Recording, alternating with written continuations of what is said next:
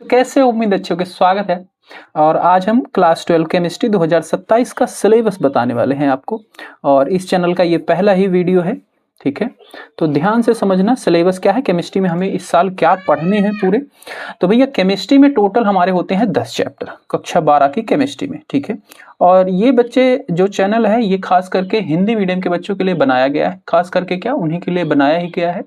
तो इसमें सारे वीडियो लेक्चर आपको हिंदी मीडियम के मिलेंगे। तो आप जिस भी बोर्ड से हैं, अगर आपके यहाँ हिंदी मीडियम है और ये जो चैप्टर्स आपको दिख रहे हैं अगर आपके सिलेबस में है तो आप चैनल को फॉलो कर सकते हैं, आपको समझ में आएगी बातें। तो टोटल केमिस्ट्री में बच्चे 2027 में रहने वाले हैं। टोटल 10 चैप्टर हैं केमिस्ट्री में जो हमें पढ़ने हैं, जिसमें से पहला चैप्टर हमारा है विलयन है, ठीक है। हाँ, और ये बच्चे रहता है 8 नंबर का, हमारे एग्जाम में पूछा जाता है, ठीक है। एग्जाम के लिए 8 नंबर का आता है और इसमें से बच्चे न्यूमेरिकल पोर्शन बनता है, ठीक है। ये किसके लिए है? न्यूमेरिकल के लिए, इसमें से न्यूमेरिकल बनते हैं। दूसरा चैप्टर है विद्युत रसायन, ठीक है, जिसमें से 7 नंबर का न्यूमेरिकल बनता है, ठीक है। और तीसरा है रासायनिक बलगतिकी, इसमें से भी 7 नंबर का न्यूमेरिकल।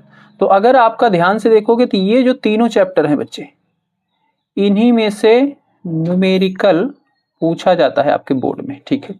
बाकी जो चैप्टर है उसमें थ्योरी और कंसेप्चुअल क्वेश्चन बनते हैं, पर न्यूमेरिकल पोर्शन सिर्फ और सिर्फ यही 3 चैप्टर हैं जो कि आपकी पहली बुक के अंदर है, ये शामिल है, ठीक है।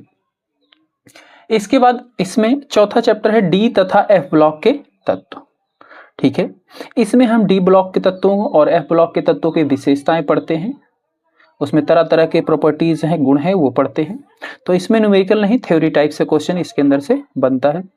पांचवा चैप्टर है उपसा संयोजक यौगिक, ठीक है। इसमें हम उपसा संयोजक यौगिक क्या होते हैं, उनकी नेमिंग कैसे की जाती है, आईयूपीएसी नेमिंग कैसे की जाती है, ठीक है।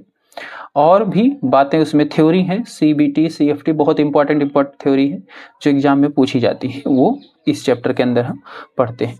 यही हमारे 5 चैप्टर 1 से लेके 5 तक, ये हमारा पार्ट फर्स्ट है, बुक का पहला पार्ट है, ठीक है।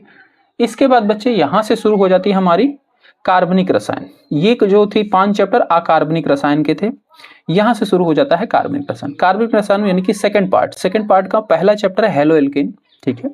हेलो एल्केन क्या होता है, बनाने की विधियां क्या है, रासायनिक गुण क्या है, भौतिक गुण क्या है, बस यही हमें पढ़ना है। और ये बच्चे 7 नंबर का आपके बोर्ड में पूछा जाएगा। थ्योरी, कंसेप्चुअल, बनाने की विधियां, इसी टाइप से इसमें से क्वेश्चन बनते हैं।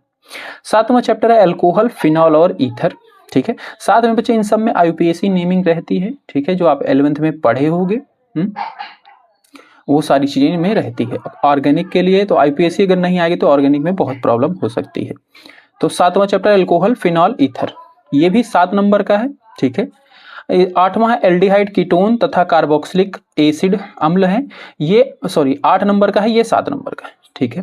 तो आप ध्यान से देखोगे तो पूरे सिलेबस में आपके 2 चैप्टर हैं जो 8 नंबर के हैं। पहला चैप्टर 8 नंबर का और ये वाला 8वां चैप्टर एल्डिहाइड, कीटोन और कार्बोक्सिलिक एसिड, ये 8 नंबर के आपके बनते हैं, ठीक है। इनमें भी वही बनाने की विधियां, रासायनिक गुण, भौतिक गुण।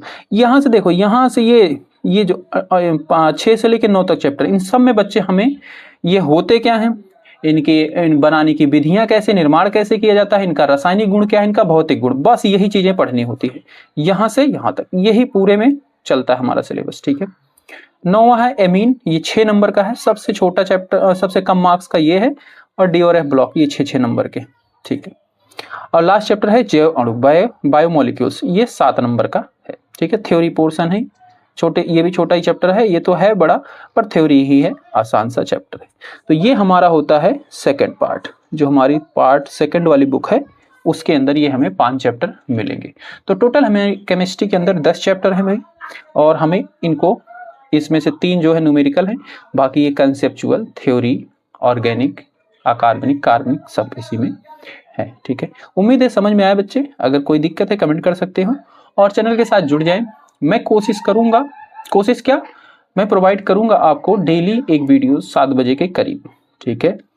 और उम्मीद करूंगा उसमें आपको फालतू की चीजें न दी जाए, आपके एग्जाम से रिलेटेड आपके लिए जो जरूरी चीजें हैं, ठीक है, वही बताई जाए, फालतू की कहानी न बनाई जाए।